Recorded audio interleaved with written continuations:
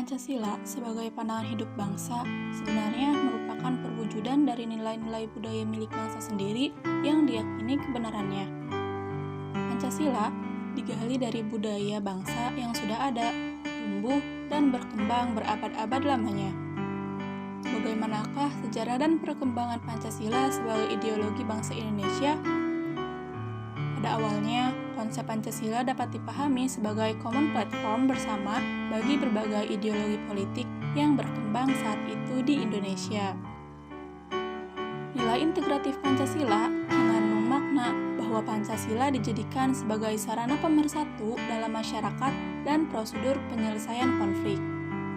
Pada masa Orde Lama, yaitu pada masa Presiden Soekarno, Pancasila mengalami ideologisasi, yang artinya Pancasila berusaha untuk dibangun, dijadikan sebagai keyakinan dan kepribadian bangsa Indonesia. Pada masa ini adalah masa pencarian bentuk implementasi Pancasila, terutama dalam sistem kenegaraan. Maka dari itu, Pancasila diimplementasikan dalam bentuk yang berbeda-beda. Akan tetapi, terjadi berbagai penyimpangan penafsiran terhadap Pancasila dalam konstitusi, yang akibatnya Presiden Soekarno menjadi presiden yang otoriter, mengangkat dirinya menjadi presiden dengan masa jabatan seumur hidup. Selain itu, terjadi konflik konfrontasi karena digabungkannya nasionalis, agama, dan juga komunis yang ternyata tidak cocok dengan konsep negara Indonesia. Pada masa Orde Baru, yaitu pada masa pemerintahan Presiden Soeharto, bangsa Indonesia kembali menjadikan Pancasila dan Undang-Undang Dasar 1945 sebagai dasar negara sekaligus berhasil memberantas paham komunis di Indonesia. Akan tetapi, implementasinya terdapat penyimpangan yang tidak sesuai dengan jiwa Pancasila. Pancasila justru dijadikan sebagai indoktrinasi. Presiden Soeharto menggunakan Pancasila sebagai alat untuk melanggengkan kekuasaannya. Penyelewengan lainnya yang sangat buruk dan juga menyimpang dari nilai-nilai luhur Pancasila ialah bahwa Pak Presiden Soeharto melanggengkan korupsi, kolusi, dan juga nepotisme sehingga pada masa ini dikenal sebagai rezim terkorup di Indonesia.